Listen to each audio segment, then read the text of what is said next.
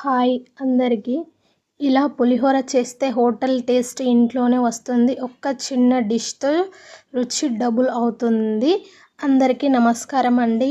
ఇప్పుడు చిన్న నిమ్మకాయ సైజ్ అంతా చింతపండు నానబెట్టుకొని అందులో బాగా వాష్ చేసుకోవాలి. వాష్ చేసుకున్న తర్వాత ఆ వాటర్నన్నిటిని బయటకు తీసేసి ఇప్పుడు అందులో ఫ్రెష్ వాటర్ పోసేసుకొని నానబెట్టుకోవాలి. నానబెట్టుకున్న తర్వాత నెక్స్ట్ చూడండి. వీడియో నచ్చితే లైక్ చేయండి, సబ్స్క్రైబ్ చేసుకోండి, తప్పకుండా సబ్స్క్రైబ్ చేసుకోండి. ఇప్పుడు ఉడికించిన అన్నం, కావాల్సిన ఇంగ్రీడియంట్స్: కరివేపాకు, పచ్చిమిర్చి, చింతపండు రసము, పల్లీలు, శనగపప్పు, మినపపప్పు. ఇప్పుడు పొయ్యి పైన ప్యాన్ పెట్టేసుకొని అందులో ప్యాన్ వేడయ్యాక అందులో ఆయిల్ వేసి పల్లీలు వేసి ఫస్ట్ ఫ్రై చేసుకోవాలి. చూడండి, ఆయిల్ బాగా హీట్ అయ్యాకే వేయాలి. బై మిస్టేక్ నేను కొంచెం హీట్ అయ్యాకే వేసాను. చూడండి, ఇలా గోల్డెన్ బ్రౌన్ కలర్ వచ్చేంత వరకు ఫ్రై చేసుకొని పక్కకు తీసి పెట్టుకోవాలి పల్లీలు.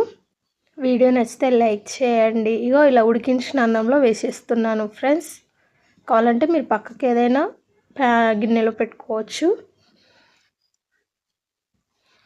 ఇప్పుడు ఇదే ఆయిల్లో నేను ఇంకొక పప్పు వేస్తాను. అదేంటంటే శనగపప్పు వేసి ఫ్రై చేస్తాను. అవి కూడా గోల్డెన్ కలర్ బ్రౌన్ వచ్చేంత వరకు ఫ్రై చేస్తాను. శనగపప్పు అనేది ఆప్షనల్ అండి, మీ ఇష్టం.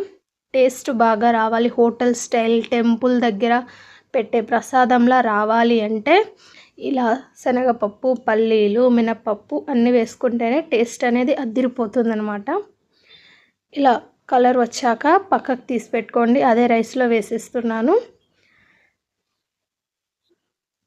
నెక్స్ట్ మినపప్పు వేసుకొని అవి కూడా బాగా ఫ్రై అవ్వాలి, గోల్డ్ కలర్ అవ్వాలి. అవి కూడా గోల్డ్ కలర్ అయ్యాక వాటిని కూడా పక్కకు తీసి పెట్టేసుకొని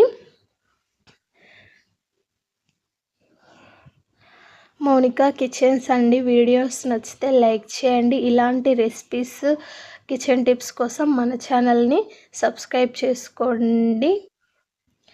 ఇలా కలర్స్ వచ్చాక తీసేసుకోవాలి.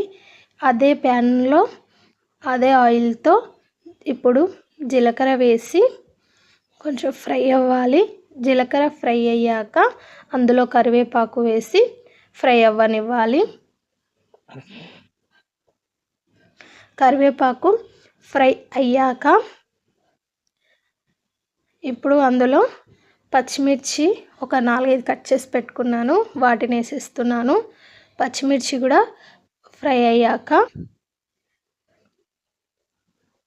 పచ్చిమిర్చి అది కూడా గోల్డ్ కలర్ రావాలి. ఇలా కలర్ వచ్చాక అందులో చింతపండు రసం పోసేస్తే, చింతపండు రసం అనేది ఆప్షనల్ అండి. నేను చింతపండు రసంతో చేస్తున్నాను, మీరు నిమ్మరసంతో కూడా చేయాలి.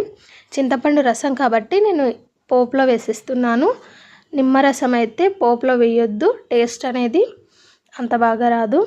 కాబట్టి ఈ చింతపండు రసం కొంచెం గట్టిపడాలి. గట్టిపడాక అందులో పసుపు వేసి మిక్స్ చేయాలి. రెండు మిక్స్ చేసుకుంటూ కలపాలి. వీడియోస్ నచ్చితే లైక్ చేయండి. టిప్ ఏంటంటే చింతపండు అనేది ఆప్షనల్, మీకు ఇష్టమైతేనే చింతపండుతో చేసుకోవచ్చు. టెంపుల్స్ దగ్గర పెట్టే వాటితో చేయాలి. ఇప్పుడు రైస్ అలాగే ఆ పప్పులు అన్నీ వేసేసుకొని బాగా మిక్స్ చేసుకోవాలి. వీడియోస్ కనుక నచ్చితే లైక్ చేయండి. బాగా మిక్స్ చేసుకుంటే టేస్టీ అయిన పులిహోర రెసిపీ రెడీ అవుతుంది. పులిహోర నచ్చిన వాళ్ళు లైక్ చేయండి. ఇలాంటి రెసిపీస్ కోసం మన ఛానల్ని సబ్స్క్రైబ్ చేసుకోండి ఫ్రెండ్స్. మీకు కద్దు కీర్ కావాలి అంటే కామెంట్స్లో లింక్ పంపిస్తాను, చూడండి. అలాగే బెండకాయ ఫ్రై కూడా చేశాను ఫ్రెండ్స్, చూసేయండి.